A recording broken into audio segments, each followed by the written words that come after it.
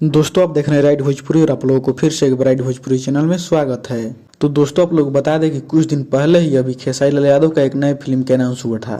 उस फिल्म का नाम था वीर हनुमान और वो फिल्म बहुत ही बड़ी कंसेप्ट पर थी और एक धार्मिक फिल्म थी। तो दोस्तों आज रामनवमी के शुभ अवसर पर एक और फिल्म का अनाउंसमेंट किया गया है, जो कि इस फिल्म का नाम है संकट मोचन हनुमान। और इस फिल्म के डायरेक्टर हैं चंदन उपाध्याय, जो कि हर हर गंगे के डायरेक्टर वही थे पवन सिंह का फिल्म का।